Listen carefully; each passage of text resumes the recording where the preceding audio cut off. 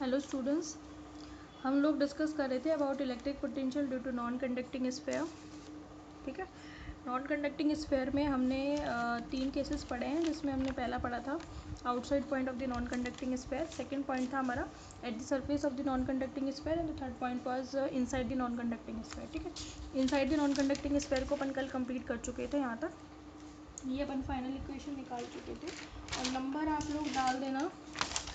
जैसे ये हो गई थी आपकी 4 तक, है ना, इसको आप डाल देना 5th, इसको 6th, और ये जो आया हमारे पास एक्सप्रेशन इसको हम डालेंगे 7। तो 7 इक्वेशन तक हमारी हो गई थी। इसमें एक ग्राफ प्लॉट बचा था। अच्छा, इसमें एक इंपॉर्टेंट चीज़ क्या बची है कि अगर small r is equal to 0 हो, हम कहाँ निकाल रहे हैं, अंदर निकाल रहे हैं, है ना।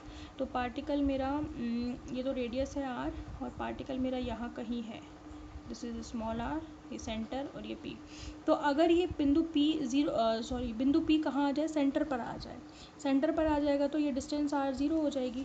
ठीक है, if small r is equal to 0, that is if point p जहाँ पर हम इलेक्ट्रिक पोटेंशियल फाइंड आउट करना चाह रहे हैं, ठीक है, point p is at the centre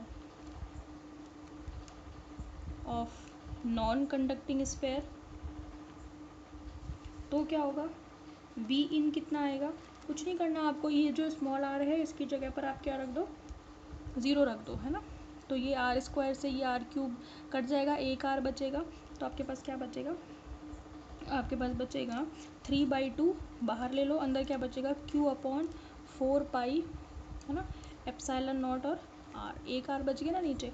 ये क्या है, ये सरफेस पर होता है पोटेंशियल।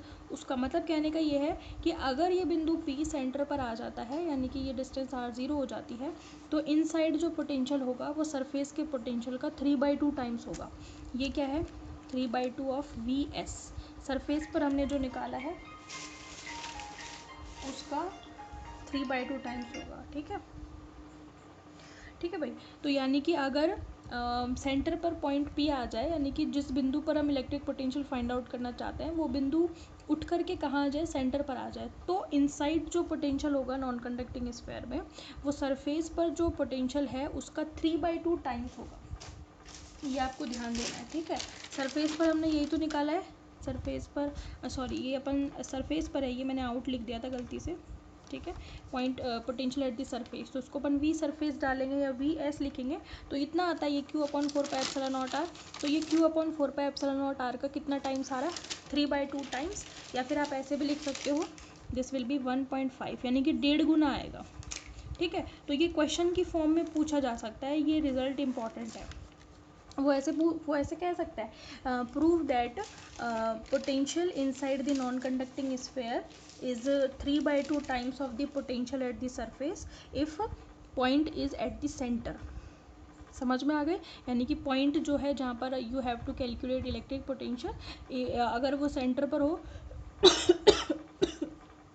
तो जो पोटेंशियल होगा that will be 3/2 times of the surface पर जितना पोटेंशियल होगा उसका। ठीक है भाई, चलो अब इसमें आगे जो है आपका एक ग्राफ प्लॉट करना है आपको। अभी तक आपने जो जो नॉन कंडक्टिंग स्फीयर में निकाला है, तो graph plot between potential due to non conducting sphere and distance small r। ठीक है, ग्राफ कैसा आएगा, ये पोटेंशियल, अभी तक हमने सभी के लिए बनाया है ग्राफ, तो है ना, स्फेरिकल शेल के लिए भी बनाया था, फिर जो कंडक्टिंग स्फीयर था उसमें स्फेरिकल शेल जैसा ही होगा, तो वहाँ तो करने की ज़रूरत ही नहीं पड़ी थी। इसके लिए जो ग्राफ आता है, अच्छा ये जो है आपकी, ये आप सरफेस मान लीजिए, ये कैपिटल R है। ठीक है, मैं बना देती हूँ, अदरवाइज़ पॉइंट लेने में दिक्कत आएगी।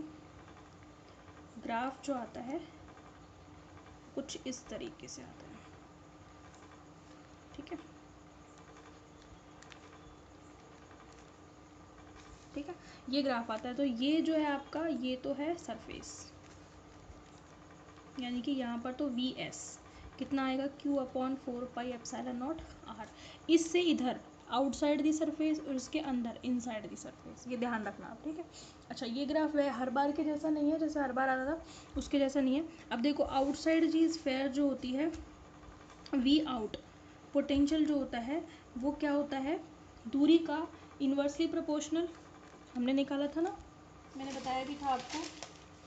ये देखो V out that is inversely proportional to small r, तो यहाँ पे देखो ये इन्वर्सली प्रोपोर्शनल का ही तो ग्राफ है, इसी तरीके से तो आता है, समझ में आ रही है बात आपको। तो ये तो वी आउट तो इन्वर्सली प्रोपोर्शनल है, और जो इनसाइड आता है, इनसाइड पे ये जो पोटेंशियल आ रहा है that is 3/2 times of the surface, surface पर जितना पोटेंशियल होगा उसका 3/2 टाइम्स, तो ये होगा इनसाइड। वी इन जो है दैट इज़ 3Q/2 4πε0 r, मतलब ये 1.5 गुना है, 1.5 गुना ऑफ वी एस। यहाँ पर जितना मिलेगा उसका 1.5 गुना ज़्यादा मिलेगा यहाँ पर इनसाइड पे, समझ में आ गई बात आपको। तो इस तरीके से आप ग्राफ प्लॉट कर सकते हो। ग्राफ बड़ा इंपॉर्टेंट है, इसका पूछा जाता है पेपर में। तो ये बाहर जो है दैट इज़ इन्वर्सली प्रोपोर्शनल, और ये जो है, ठीक है। चलो ये टॉपिक आपका कंप्लीट हो गया। अब इस पर बेस्ड एक क्वेश्चन कर लेते हैं, ठीक है। क्वेश्चन क्या है वो सुनिए आप। क्वेश्चन है, सिंपल सा है क्वेश्चन है, a solid non conducting sphere of radius 10 centimetre is charged, ठीक है, with 3.2 into 10⁻⁻19 coulomb.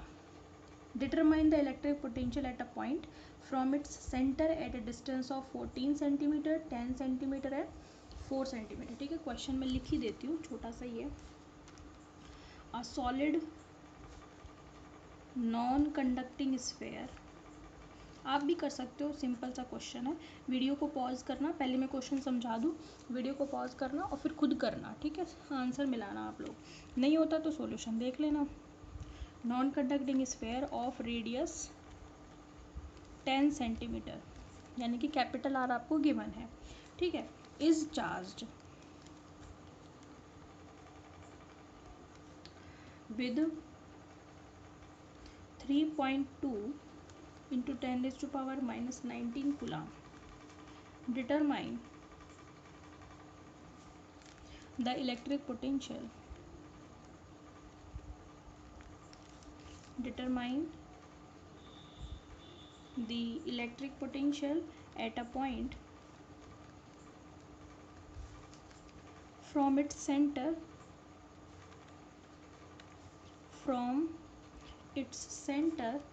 at a distance of, क्या क्या है distance, number 1 14 centimetre, number 2 10 centimetre और नंबर 3 है 4 सेंटीमीटर। बात समझ में आ गई। 14, 10 और 4 के डिस्टेंस पर है। अब क्वेश्चन समझो आप, सॉल्यूशन तो हो जाएगा, सिंपल क्वेश्चन है। देखिए सबसे पहली कंडीशन, एट 14 सेंटीमीटर डिस्टेंस, ठीक है। तो एक नॉन कंडक्टिंग स्फेयर है आपका, उसमें चार्ज जो है that will be distributed in the volume of the sphere uniformly.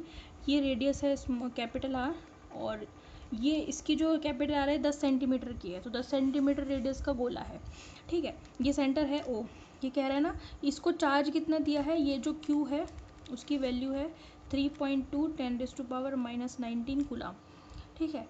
Determine the electric potential at a point from its centre, इसके सेंटर से कितनी कितनी अलग अलग डिस्टेंस पर है, हमने 3 केसेस के लिए पढ़ा है, आउटसाइड पर, इसके सरफेस पर और इसके अंदर। तो 14 सेंटीमीटर वाला केस कौन सा है, बाहर वाला है, अंदर वाला है, सरफेस वाला है। 14 सेंटीमीटर मतलब 10 सेंटीमीटर तो उसकी रेडियस है, 14 उससे ज़्यादा होगा, इसका मतलब ये distance small r is equals to 14 centimetre दे रखा है। वो कह रहा है आपसे सेंटर से कितने डिस्टेंस पर है, 14 सेंटीमीटर पर है पॉइंट पी, पहले केस के लिए। दूसरे केस में 10 सेंटीमीटर है तो रेडियस भी 10 सेंटीमीटर है, मतलब सरफेस पर आ जाओगे। फिर 4 सेंटीमीटर है तो मतलब अंदर आ जाओगे। तो तीनों केसेस के लिए 3 अलग अलग फार्मूला है आपके पास, है ना, अप्लाई करना है बस आपको। 14 सेंटीमीटर डिस्टेंस पर पोटेंशियल निकालना है, V14 कह सकते हो, या फिर आप उसको V आउटसाइड भी कह सकते हो, ठीक है। क्या फॉर्मूला था, आउटसाइड जो होता है इन्वर्सली प्रोपोर्शनल होता है, तो कितना आता है, Q/4πε0 स्मॉल आर आता है। Q आपको दे रखा है, ये रहा 3.2 इंटू 10⁻⁻19 और 1/4 की वैल्यू कितनी होती है 9 इंटू 10⁻9 और डिस्टेंस कितनी दे रखी है 14 सेंटीमीटर। मीटर में कन्वर्ट करोगे 10⁻2 से मल्टीप्लाई करोगे। समझ में आ रही है? सिंपल क्वेश्चन है। तो इसकी जो पोटेंशियल आपको मिलेगा, पोटेंशियल आप जब कैलकुलेट करोगे तो आप इसको कैलकुलेट कर लेना, ठीक है, तभी सही रहेगा। आंसर बता देती हूँ, आप डायरेक्ट लिख लेते हो। इसके बाद नंबर 2 वो है वी सरफेस, क्योंकि वो आपसे पूछा इसने 10 सेंटीमीटर ही इसकी रेडियस है, तो ये पॉइंट पी जो है उठ करके सरफेस पर आ जाएगा। एक और डायग्राम बना लो इसका अलग से। ये नॉन कंडक्टिंग स्फेयर है, चार्ज इसमें डिस्ट्रीब्यूटेड है, ये रेडियस आर है, तो ये बिंदु पी यहीं पे है, ये स्मॉल आर है, सेंटर ओ है। समझ में आ गई? तो इसको कैलकुलेट करना है। फॉर्मूला क्या है, b इज इक्वल टू 1/4πε0, मतलब q/4πε0 r, कैपिटल आर होता है यहाँ पे, ठीक है। तो v is equal to value दे रखी है आपको q, ठीक है। 4πε0 मतलब 9 इंटू 10⁻9, रेडियस कितनी है 10 सेंटीमीटर, यानी कि 10 गुणा 10⁻2 मीटर में कन्वर्ट करोगे, इसको कैलकुलेट कर लेना, ठीक है।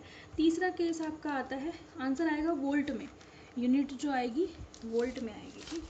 यहाँ पे यूनिट किस में आएगी, वोल्ट में आएगी, ठीक है। थर्ड देखो, इनसाइड, इनसाइड निकालना है आपको, है ना, तो ये आपका आपने सरफेस पर निकाल लिया। इनसाइड कैसे निकालोगे भाई, इनसाइड मतलब 4 सेंटीमीटर डिस्टेंस पर। फॉर्मूला क्या होता है, फॉर्मूला होता है 1/4πε0, है ना, 3r² capital minus small r² upon 2r², और साथ में क्यू, ठीक है भाई। ठीक है, रख दो। अब इसमें क्या दिक्कत आ रही है ना।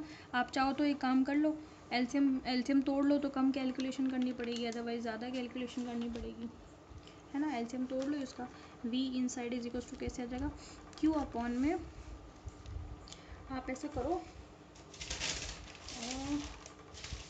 फॉर्मूला सही लगाया ना मैंने, हाँ ये 2r³ है, ठीक है। आप क्या करो, कॉमन ले लो इसमें से, 4πε0 तो बाहर है ही, है ना, अंदर इसको एलसीएम को तोड़ लो, तो 3/2 r आएगा, यहाँ पे r से ही कैंसिल हो जाएगा, माइनस r² अपॉन 2r³ आ जाएगा, ठीक है भाई। अब इसमें वैल्यू रख दो सारी, आपको पता ही है q कितना है 3.2 इंटू 10⁻⁻19 इंटू 9 इंटू 10⁻9 किसकी वैल्यू है 4πε0, 1/4πε0, फिर है 3/2, रेडियस कितनी दे रखी है 10 सेंटीमीटर, तो 10 गुणा 10⁻2 मतलब 0.1 ही हो जाएगा, है ना। कर लेना इसको आप। r कितनी डिस्टेंस दे रखी है 4 सेंटीमीटर, 4 गुणा 10⁻2 और नीचे 2 इंटू 10 सेंटीमीटर रेडियस है, 10⁻2 का क्यूब है यहाँ पे, ध्यान रखना। कैलकुलेट कर लेना इसको, एलसीएम लेकर के। देखो यहाँ पे आप कैलकुलेट करोगे 10 गुणा 10⁻2 का मतलब कितना हो गया 0.1 ही हो गया, यहाँ पे 0.1 का क्यूब यानी कि 0.001 हो गया, ठीक है।